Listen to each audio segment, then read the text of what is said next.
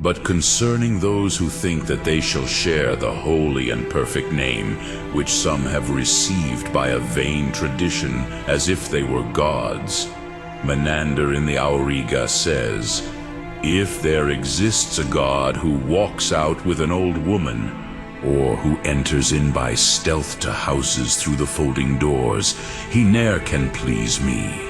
Nay, but only he who stays at home, a just and righteous God, to give salvation to his worshippers. The same Menander in the Sacerdos says, there is no god, O woman, that can save one man by another, if indeed a man, with sound of tinkling cymbals, charm a god where'er he lists, then assuredly he who does so is much the greater god. But these, O road, are but the cunning schemes which daring men of intrigue, unabashed, invent to earn themselves a livelihood, and yield a laughing stock unto the age. Again, the same Menander, stating his opinion about those who are received as gods, proving rather that they are not so, says, yea, if I this beheld, I then should wish that back to me again my soul returned. For tell me where, O Getus, in the world 'tis possible to find out righteous gods. And in the depositum, there's an unrighteous judgment, as it seems, even with the gods. And Euripides, the tragedian in Orestes, says, Apollo, having caused by his command the murder of the mother, knows not what honesty and justice signify. We serve the gods, whoever they may be. But from the central regions of the earth, you see Apollo plainly gives response to mortals, and whate'er he says we do. I him obeyed, when she that bore me fell slain by my hand. He is the wicked man. Then slay him, for 'twas he that sinned, not I. What could I do? Think you not that the God should free me from the blame which I do bear? The same also in Hippolytus. But on these points the gods do not judge right, and in Ion. But in the daughter of Erechtheus, what interest have I? For that pertains not unto such as me. But when I come with golden vessels for libations, I the dew shall sprinkle, and yet needs must warn Apollo of his deeds. For when he weds maidens by force, the children secretly begotten he betrays, and then neglects when dying. Thus not you, but while you may always pursue the virtues, for the gods will surely punish men of wickedness. How is it right that you, who have prescribed laws for men's guidance, live unrighteously? But you being absent, I shall freely speak, and you to men shall satisfaction give, for marriage forced. You, Neptune, Jupiter, who over heaven presides, the temples you have emptied, while injustice you repay.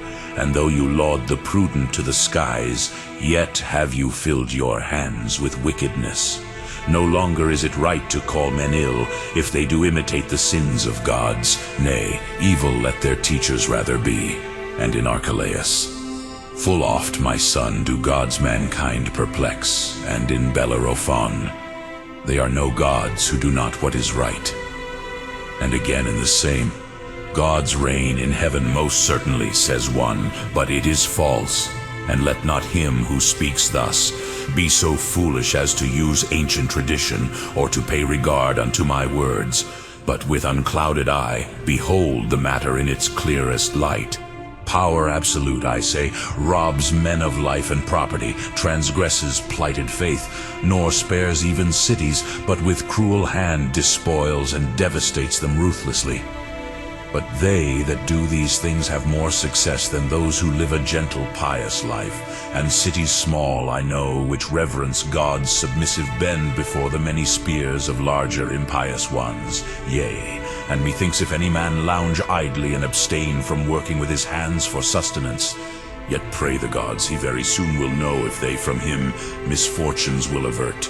And Menander in Diphilus, therefore ascribe we praise and honor great to him who Father is, and Lord of all, soul maker and preserver of mankind, and who with all good things our earth has stored, the same also in the Piscatores. For I deem that which nourishes my life is God, but he whose custom 'tis to meet the wants of men. He needs not at our hands renewed supplies. himself being all in all, the same in the fratris.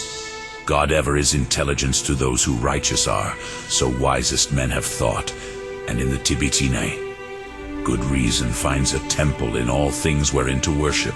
For what is the mind, but just the voice of God within us placed? And the tragedian in Phrixus. But if the pious and the impious share the same lot, how could we think it just, if Jove the best judges not uprightly?